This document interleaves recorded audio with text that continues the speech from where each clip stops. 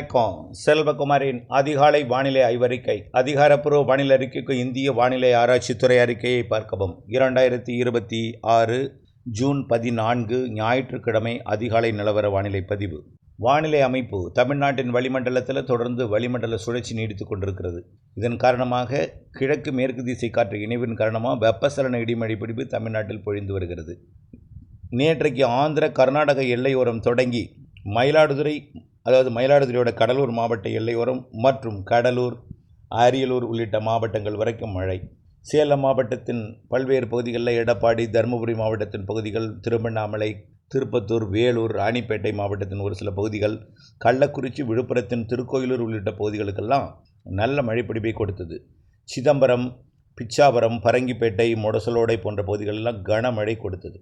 அதேபோல் சிதம்பரம் முதல் திருவண்ணாமலை வரைக்கும் நிறைய நல்ல ஒரு நீடித்த என்ற ஒரு கனமழை பொழிவை கொடுத்திருக்கிறது. அதன் அடிப்படையில் நேற்றைக்கு சில முக்கிய தகவல் கிடைத்திருக்கக்கூடிய ஊர்களின் பட்டியலை அறிவிப்போம். மழைப்பொழிவு: அரியலூர் மாவட்டம் ஜெயங்கொண்டம் 35 மில்லிமீட்டர், செந்துறை 28 மில்லிமீட்டர், மேலும் ஆண்டிமடம் 12 மில்லிமீட்டர், மேலும் சுத்தமல்லி அணை, அரியலூர் தாலுகா ஆஃபீஸ், டீப்பலூரும் மழை தான். அடுத்தபடியாக செங்கல்பட்டு மாவட்டத்தில் திருப்பூரில் லேசான மழை, செங்கல்பட்டில் லேசான மழை, சென்னையில் கூட ஈஞ்சம்பாக்கம் லேசான மழை, நீலாங்கரை லேசான மழை, ஐஸ் ஹவுஸ் லேசான மழை, மணலி, மல்லும் திருவொற்றியூர், அயம்பாக்கம், புழல், அம்பத்தூர், மேலும் பெருங்குடி, கொரட்டூர் பல்வேறு இடங்களில் லேசான நனைக்கு மழை பொழிவு இருந்தது. லேசான மழையாக வெப்பம் 36 டிகிரியாக குறைந்திருக்கும். இன்றிலிருந்து சென்னையில் 36 என்பது 100 டிகிரிக்கு கீழே தான். புரியுதுங்களா? குறைந்து விட்டது. 12ஆம் தேதிக்கு கீழ் குறைந்து விட்டது. அதே போல் கோயம்புத்தூர் மாவட்டம் சின்ன கல்லாறு, சிங்கோனா, வால்பாறை பிஏபி மழை. அடுத்தபடியாக பார்த்தீங்கன்னா இன்னும் பல மாவட்டங்கள், அதாவது தருமபுரி மாவட்டம் மருந்தகல்லி டிபி 20 மில்லிமீட்டர், பாலக்கோடு 15, பாப்பிரெட்டிப்பட்டி 11, மேலும் பார்த்தீங்கன்னா நல்லாம்பள்ளி, தருமபுரி, பெண்ணாகரம் இங்கேயும் மழை தான். அடுத்தபடியாக பார்த்தீங்கன்னா ஈரோடு மாவட்டம் Varattupallam 24 millimetre, Ammapettai 20 millimetre, Gavunthampadi 11 millimetre, Bhavani 10 millimetre, Ilanthai Kuttaimedu, Sathyamangalam, Kodiveri இதெல்லாம் மழைப்பொழிவு. அடுத்தபடியாக கள்ளக்குறிச்சி மாவட்டம் வேங்கூர் 12 மில்லிமீட்டர், மேலும் ரிஷிவந்தியம், அரியலூர் கேம்ப் ஆஃபீஸ், அதாவது கள்ளக்குறிச்சி மாவட்டம் அரியலூர் கேம்ப் ஆஃபீஸ் மற்றும் கள்ளக்குறிச்சி மாவட்டம் அரியலூர் கேசிஎஸ் மில், உளுந்தூர்பேட்டை நிறைய இடங்களில் மழைப்பொழிவு அந்த மாவட்டத்தில் இருந்தது. அடுத்தபடியாக கன்னியாகுமரி மாவட்டம் பாலமூர், பூதபாண்டி, குளச்சலின் பெரிய பட்டியல் இருக்கிறது, அங்கே மழைப்பொழிவு. அடுத்தபடியாக பார்த்தீங்கன்னா கிருஷ்ணகிரி மாவட்டம் Krishnagiri, Parur, Anchetty police station, KRP அணை, நெடுங்கல் மற்றும் சூளகிரி இங்கெல்லாம் மழை. நிறைய இடங்களில் மழை இருக்குது அந்த மாவட்டத்தில். மயிலாடுதுறை மாவட்டத்துக்குள்ளே நுழைந்த மழை மயிலாடுதுறையில் ஒரு 10 மில்லிமீட்டரும், மணல்மேடில் 10 மில்லிமீட்டரும், மயிலாடுதுறையில் 5 மில்லிமீட்டர் பெய்து ஓய்ந்திருக்கிறது, அதோடு நின்றது. அடுத்தபடியாக நாகப்பட்டினம் மாவட்டத்தில் மழை நுழையில் நேற்று முன்தினம் நல்ல மழை. நாமக்கல் மாவட்டம் மங்களாபுரம் 20 மில்லிமீட்டர், ராசிபுரம் 10 மில்லிமீட்டர், மேலும் பார்த்தீங்கன்னா பெரம்பலூர் மாவட்டத்திலையும் அகரம், சீகூர், களத்தூர் மழை. அடுத்தபடியாக புதுக்கோட்டை மாவட்டம் திருமயம் 10 மில்லிமீட்டர் மழை, குறைவான மழைப்பொழிவு. அடுத்தபடியாக ராணிப்பேட்டை மாவட்டம் வாலாஜா 28 மில்லிமீட்டர், கலவை பீடர்வடி 25 மில்லிமீட்டர், ஆற்காடு 23 மில்லிமீட்டர், அம்மூர் அதாவது Walaja police station railway station 23 millimetre, மேலும் பணப்பாக்கம் 20 மில்லிமீட்டர், மின்னல், ராணிப்பேட்டை, காவேரிப்பாக்கம், சோளிங்கர், பாலாறு அணைக்கட்டெல்லாம் மழைப்பொழிவு. சேலம் மாவட்டத்தில் ஏத்தாப்பூர் 34 மில்லிமீட்டர், 3 சென்டிமீட்டர் வரைக்கும், எடப்பாடி 20 மில்லிமீட்டர், ஆனைமடு அணை, கங்கவள்ளி, ஏற்காடு, ஓமலூர் இங்கும் மழை தான். மேலும் பார்த்தீங்கன்னா சங்கரிதுக், வாழப்பாடி, ஆத்தூர், மேட்டூர், சேலம் இங்கெல்லாம் மழை. அடுத்தபடியாக பார்த்தீங்கன்னா சிவகங்கை மாவட்டம் சிங்கம்புணரி லேசான மழை. அடுத்தபடியாக தென்காசி மாவட்டம் குண்டார் அணைக்கட்டு, கடனா நதி செக்ஷன் மற்றும் கருப்பா நதி செக்ஷன் மழை. அடுத்தபடியாக நீலகிரி மாவட்டம் பார்வுட் பல்வேறு இடங்களில் மழை, குறைவான மழையாக இருந்தாலும் கொஞ்சம் மழை இருந்துச்சு. அடுத்தபடியாக பார்த்திங்கன்னா திருச்சிராப்பள்ளியில் இல்லை, அடுத்தபடியாக இன்றைக்கு இருக்கும், நம்ம இல்லாத இடங்கள்லாம் இன்றைக்கி இருக்கும். திருநெல்வேலி மாவட்டம் நாலுமுக்கு, ஊத்து, காக்காட்சி, பாபநாசம், மாஞ்சோலை, ராதாபுரத்துலேயும் மழை தான். மேலும் களக்காடு இங்கெல்லாம் மழைப்பொழிவு இருந்தது, களக்காடு. அடுத்தபடியாக பார்த்திங்கன்னா திருப்பத்தூர் மாவட்டம் ஆம்பூர் 45 மில்லிமீட்டர், 4.5 சென்டிமீட்டர் மழை. மேலும் வடபுதுப்பட்டு, வாணியம்பாடி மழை. அடுத்தபடியாக திருவண்ணாமலை மாவட்டம் கீழ்பெண்ணாத்தூர் 40 மில்லிமீட்டர், செங்கம் 10 மில்லிமீட்டர். மேலும் ஆரணியும் மழை தான். அடுத்தபடியாக விழுப்புரம் மாவட்டம் Anandapuram 28 millimetre, Nemur 22 millimetre, Semmedu 20 millimetre, Kanjanur 20 millimetre, Avalurpettai 12 millimetre, Gingee மற்றும் வலவனூர் நிறைய இடங்களில் மழை. ஆனால் பெரும்பாலும் அந்த மழைமானி உள்ள இடத்தை விட மழைமானி இல்லாத கிராமப்புற பகுதிகளில் தான் நிறைய மழை பொழிந்திருக்கு. இன்றைக்கு எங்கே மழை என்பதை பார்ப்போம். இன்றைக்கும் ஆந்திர கர்நாடக எல்லையோரம் தொடங்கி டெல்டா மாவட்டம் வரைக்கும் மழை உறுதி. ஆனால் ஒதுக்கி தான் பெய்யும். டெல்டாவில் கோடியக்கரை முனை ஒதுக்கலாம். ஏன்னா நேற்றைக்கு முன்தினம் பெய்திருக்கு. இன்றைக்கி தெற்கு காற்று கொஞ்சம் வலுவாக இருக்கும் பொழுது உள்ளே தள்ளும். ஆனால் கோடியக்கரை முனைக்கும் வரலாம். அடுத்தபடியாக இந்த மழைப்பொழிவு தஞ்சாவூர், புதுக்கோட்டை, சிவகங்கை, மதுரை, ராமநாதபுரம் மாவட்டத்திற்கும், அதேபோல் திண்டுக்கல் மாவட்ட கொடைக்கானல் மலைப்பகுதிகளுக்கும் உண்டு. அதேபோல் விருதுநகர் மாவட்டத்துக்கும் தெரியுது.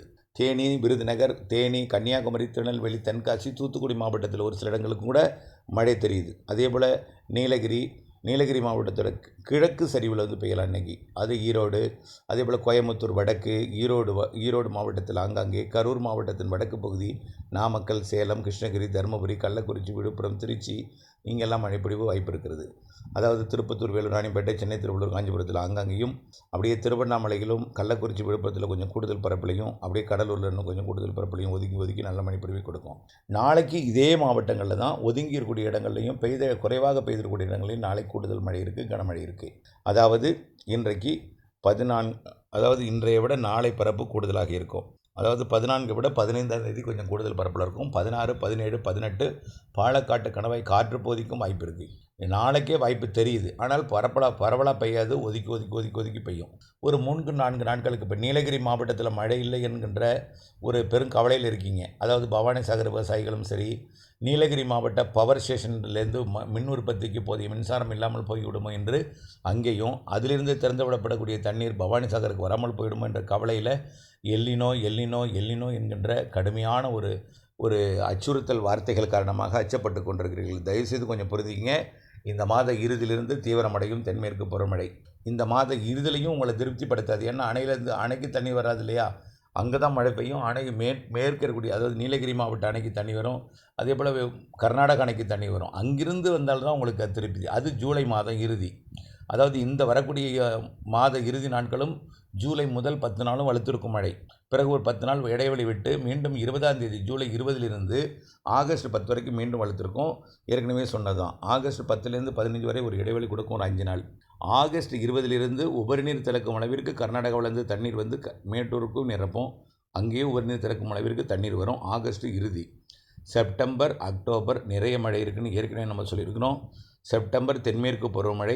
ஆந்திர பிரதேசம் வரக்கூடிய காற்று சுழற்சி தமிழ்நாட்டில் இணைப்பு சுழற்சியால் பிணைக்கப்பட்டு அரபிக்கடல் காற்று சுழற்சியோட வங்கக்கடல் காற்று சுழற்சியும் இணைந்து தமிழ்நாட்டில் வடகடலோர மாவட்டங்கள் உட்பட நல்ல மழைப்பொழிவு செப்டம்பரில் கிடைக்கும். தமிழ்நாட்டிலையும் ஜூலை, ஆகஸ்ட்லேயும் கிடைக்கும் மழை. ஆக எப்பொழுதுமே இப்படி தாங்க இருக்கும். நல்லா யோசித்து பார்க்கணும். ஆடிப்பெருக்குக்கு தாமதமாக தண்ணி திறந்து விட்டுருக்காங்க. சில பேர் விதைப்புக்கு ஏற்ற மழை இல்லைன்னு வருத்தப்பட்ட காலம்லாம் உண்டு. ஆடிப்பெருக்குக்கு மட்டும் தண்ணி திறந்து விட்டு அப்புறமா விவசாயத்துக்கு தாமதமாகலாம் தண்ணி பல ஆண்டுகள் திறந்து விட்டுருக்காங்க. இது இந்த ஆண்டு எல்னினோவில் புதிது என்று நீங்கள் இது என்ன உலகம் இப்படி மாறிவிட்டது, உலகம் அழிவு பாதையில் போகுதோ இப்படின்னு சொல்லி கவலைப்பட வேண்டாம். இது சில ஆண்டுகளுக்கு ஒரு முறை இப்படிப்பட்ட பிரச்சனைகள் வரும் பொழுது அதற்கு பின்மழை கொடுத்துருக்குது. ஆகஸ்ட்டில் மழைப்பொழிவு கொடுத்துருக்கு. நம்ம ஏற்கனவே சொல்லியிருக்கோம்.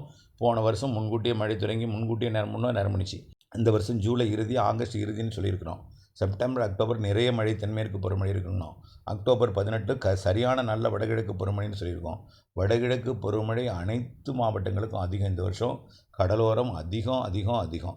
இலங்கைக்கும் அதே போல். ஏன்னா தமிழ்நாட்டின் கடலோரத்தை ஒட்டி வெப்பநிலை உயர்ந்திருக்கு. இது வடகிழக்கு பருவமழை காலத்தில் வரக்கூடிய நிகழ்வால் தான் அந்த வெப்பநிலை தனியும். அப்போது வடகிழக்கு பருவமழை காலத்தில் சிறு நிகழ்வும் அதிக மழை தரும். வலுவான நிகழ்வு பசிபிக் பெருங்கடலில் அமெரிக்க பக்கம் உருவானாலும் இங்கே எந்தவித பாதிப்பையும் ஏற்படுத்தாது. காரணம் ரொம்ப தொலைவு. அது இங்கேயும் நிகழ்வு இருக்கும், அங்கேயும் நிகழ்வு இருக்கும். அதனால் மழை பொழிவில் வடகிழக்கு பருவமழை பற்றாக்குறை இருக்காது என்பதை நான் தெரியப்படுத்த விரும்புகிறேன்.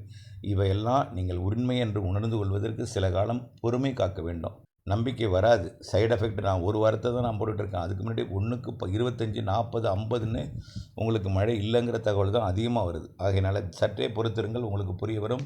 ஜூலை, ஆகஸ்ட்டில் நிறைய மழை இருக்குது.